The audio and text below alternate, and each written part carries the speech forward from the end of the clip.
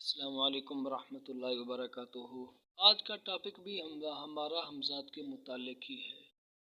حمزات کے عمل سے قبل کی جو ہدایات تھیں وہ بھی میں نے آپ نے بیان کر دی۔ اب دوران عمل جو ہدایات ہوتی ہیں حمزات کی، اس کو بھی آپ حضرات کے سامنے میں بیان کر رہا ہوں۔ ایک تو یہ کہ آپ جب بھی عمل شروع کریں وہ 9 چندی جمعرات سے شروع کریں۔ حمزات کا عمل یا چاند کی پہلی تاریخ ہو یا 9 چندی جمعرات ہو، ان 2 دنوں میں آپ نے حمزات کے عمل کو شروع کرنا ہے۔ نمبر 2، کسی کو پتہ نہ چلے کہ بھئی آپ حمزات کا عمل کر رہے ہیں، اس کا آپ کو کسی کو پتہ نہ چلے، آپ نے بتلانا کسی کو نہیں ہے، اس بات کو آپ نے راز کے اندر رکھنا ہے۔ نمبر 3، کمرہ آپ کے پاس بالکل اکیلا ہو، ٹھیک، آبادی سے دور ہو، وہاں پر کسی کی آواز شور شرابہ نہ آئے، پھر ساتھ ہی وہ کمرہ صاف ستھرا ہو، کوئی اور سامان اس کے اندر نہ ہو، کوئی تصاویر وغیرہ اس کے اندر بالکل نہ ہو، صاف ستھرا ہو۔ نمبر 4، آپ نے اسراف عامر کرنا ہے، جس کا طریقہ کار یہی ہوتا ہے کہ سورۃ الزلزال کو 7 بار پڑھا جاتا ہے، ہر بار پڑھتے ہوئے اشتاتن کو 3 بار پڑھا جاتا ہے، پھر پانی پر دم کر کے وہاں پر چھڑکایا جاتا ہے، حکم لگایا جاتا ہے کہ یہاں پر رہنے والے جنات یہاں سے چلے جائیں۔ نمبر 5، آپ نے دوران عمل خوشبو جلانی ہے، خوشبو جلانی بھی ہے، لگانی بھی ہے، جس طرح وہ عود ہو گئی یا عنبر ہو گیا یا مشک ہو گیا، یہ آپ نے جلانا ہے دوران عمل۔ بخور دان میں جلائیں یا آگ کے انگارے لے جائیں اور ان کے اوپر آپ بخورات کو تھوڑا تھوڑا سا چھڑک دیں، تو اس سے کیا ہوگا، پورے کمرے کے اندر خوشبو پھیل جائے گی۔ اور اگر بتیاں بھی آپ جلائیں دوران عمل، موٹی والی اگر بتیاں مل جاتی ہیں وہ آپ جلائیں۔ لباس کوشش کریں سفید لباس رکھیں، اگر عمل کے اندر کسی لباس کی کوئی قید نہ ہو تو آپ کا لباس سفید ہونا چاہیے۔ نمبر 6، ترک حیوانات جلالی جمالی آپ نے کرنا ہے، ہر قسم کے گوشت کا پرہیز، انڈا، مچھلی، دودھ، پیاز، لہسن اور بیوی سے بھی پرہیز رکھنا ہے۔ تو ہر طرح کی ان چیزوں کا آپ نے کیا کرنا ہے، پرہیز کرنا ہے، یعنی ان کو آپ نے دوران چلہ استعمال نہیں کرنا ہے۔ باقی آپ نے کھانا کیا ہے، بہتر ہے جو کی روٹی ہو، جو کی روٹی کو آپ ابلی ہوئی دال کے ساتھ یا ابلے ہوئے چنوں کے ساتھ آپ کھا سکتے ہیں، اس طرح کا آپ نے پرہیز کرنا ہے۔ اس کے بعد نمبر 8ویں نمبر کے اوپر یہ ہو جاتا ہے کہ اگر آپ کا عمل چراغ والا ہے تو چراغ ایک ہی ہونا چاہیے، ہاں اگر چراغ ٹوٹ جائے تو وہ الگ بات ہے، پھر اور چراغ لے لیں، وگرنہ ایک ہی چراغ کو آپ استعمال کریں۔ نمبر 9، اور چراغ کو آپ نے کہاں پر رکھنا ہے، حصار سے باہر نہیں رکھنا ہے، حصار کے اندر۔ تو چراغ کو جلا کے پیچھے سے رکھا جاتا ہے، پھر سایہ سامنے لایا جاتا ہے، تو سائے کو دیکھ کر کے پھر پڑھائی پڑھنا پڑتی ہے، پھر اس سے حمزات کیا ہوتا ہے، پیدا ہوتا ہے، یوں آپ نے کرنا ہے۔ اور اگر شیشے والا عمل ہو تو پھر شیشے کو حصار کے اندر رکھنے کی ضرورت نہیں، شیشے کو آپ اپنے سامنے رکھیں، پھر اس طرح ہو کہ آپ کا یہ آدھا جسم نظر آ رہا ہو، سر سے لے کر کے یہاں تک جیسے میں آپ کو نظر آ رہا ہوں، اتنا وجود آپ کا نظر آنا چاہیے شیشے کے اندر۔ اس کے علاوہ آپ نے یہ خیال کرنا ہے کہ دوران عمل کوئی نہ آئے، ٹھیک، اس کا نقصان ہو جاتا ہے آنے والے کو، کیونکہ جو بلائیں آئی ہوتی ہیں یا تو اس کے اوپر مسلط ہو جاتی ہیں یا تو پھر کیا ہوتا ہے آپ کے پاس کوئی چیز نہیں آتی ہے۔ 10ویں نمبر پر یہ بات آپ اپنے ذہن کے اندر رکھ لیں کہ جب حمزات آپ کے سامنے ظاہر ہو تو آپ نے گھبرانا نہیں ہے، اس سے ڈرنا نہیں ہے، وگرنہ کیا ہوگا، نقصان ہوگا، آپ سخت رجحان کا شکار ہو جائیں گے، پھر در بدر آپ اپنے علاج کے لیے گھومیں گے پھریں گے، لیکن کہیں نہ کہیں سے فائدہ تو ہوگا لیکن دیر سے ہوگا، لیکن پورے حواس انسان کے واپس نہیں آتے ہیں، یا تو حمزات مار ڈالتا ہے، یوں بھی ہوتا ہے۔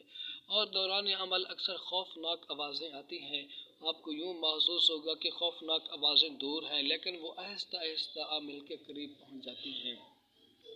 اور جب ہمزاد ظاہر ہو جائے، کوئی بات آپ کے ساتھ کرنے لگے تو آپ نے اس کے ساتھ کوئی بھی بات نہیں کرنی، کوئی چیز دے تو آپ نے اس سے لینی نہیں ہے جب تک آپ کا عمل مکمل نہ ہو۔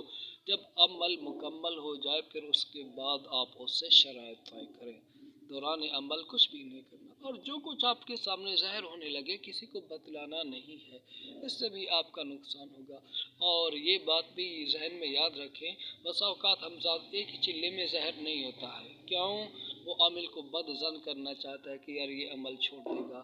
اگر ایک چلے میں زہر نہ ہو تو پھر دوسرا کریں، پھر تیسرا کریں۔ یہ یوٹیوب پر غلط باتیں لکھی ہوتی ہیں جی 5 منٹ میں ہمزاد آپ کا غلام ہو جائے گا، ہرگز نہیں، ہرگز نہیں۔ تصور بھی چھوڑ دو 5 منٹ میں ہمزاد کو تابع کرنے کا، سیدھی بات بتا رہا ہوں، جھوٹ نہیں۔ اس کے اوپر بہت محنت کرنا پڑتی ہے۔ 120 رات کا عمل ہوتا تو 41 رات کا ہے، اور 120 رات بھی بسا اوقات لگ جاتے ہیں۔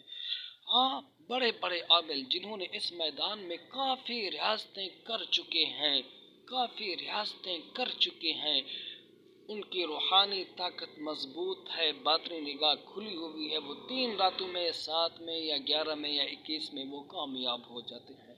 لیکن عام عامل اتنا جلدی کامیاب نہیں ہوتے ہیں۔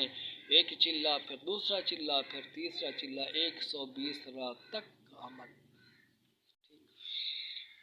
اور پانی کا عمل ہو تو وہ پانی کے اندر کھڑے ہو کر کے آپ کریں، چراغ والا ہو تو پیچھے سے چراغ جلائیں، آگ والا ہو تو سامنے آگ جلائیں، اس کے اندر دیکھیں، تو یہ اعمال ہوتے ہیں۔ اس طرح کی آپ نے پوری ہدایات کے اوپر عمل کرنا ہے، ٹھیک، اور ہر باتیں آپ نے راز میں رکھنی ہے۔ پھر جو شرائط اس کے ساتھ طے ہوں، وہ جب عامل کے سامنے ظاہر ہوتا ہے نا تو مختلف طریقے اختیار کرتا ہے۔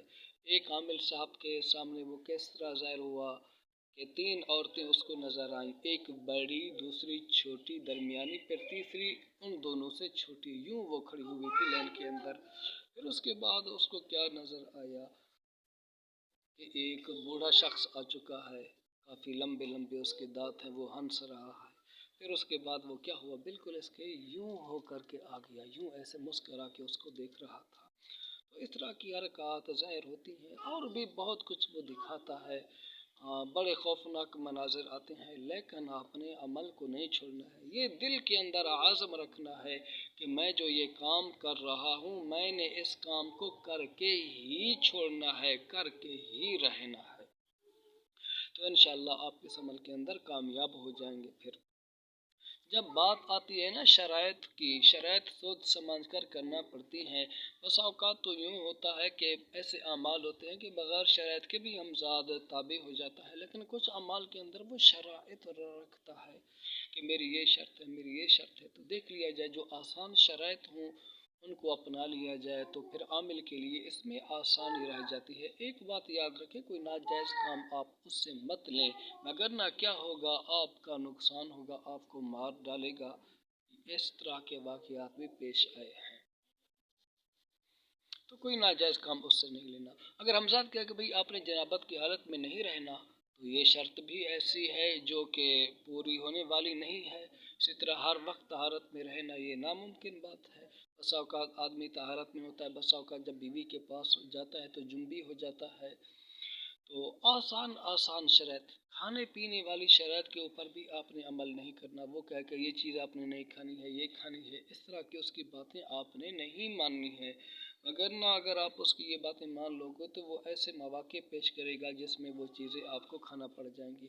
پھر اس سے کیا ہوتا ہے، بندے کا نقصان ہو جاتا ہے۔ ایک عامل صاحب تھے تو جنوں سے انہوں نے ایک عہد لیا ہوا تھا، عہد کیا ہوا تھا جنوں کے ساتھ انہوں نے کہ بھئی میں یہ کام نہیں کروں گا، تو اچانک وہ کام کر بیٹھے تو جن اس کے پاس آ گئے، اس کی گردن توڑ رہے تھے، لیکن اس کے پاس ایک خاص طریقہ تھا اپنے آپ کو بچانے کا۔ وہ فرماتے اگر یہ طریقہ میرے پاس نہ ہوتا تو جنات مجھے مار ڈالتے۔ اس لیے ایسے معاملات کے اندر احتیاط کی جاتی ہے جن کے اندر جان کو نقصان پہنچ سکتا ہے، تو سوچ سمجھ کر اس کے ساتھ آپ شرائط طے کیجیے۔ بعض یہ لکھتے ہیں کہ اگر مدت کی شرط طے کی جائے نا، مدت کے بعد ہمزاد تابع ہو جاتا ہے، اگر مدت طے نہ کی جائے تو پھر وہ تا حیات کیا رہتا ہے، عامل کا غلام رہتا ہے۔ پھر اس کے بعد اس کی آزادی اس وقت ہوتی ہے جب عامل مر جاتا ہے۔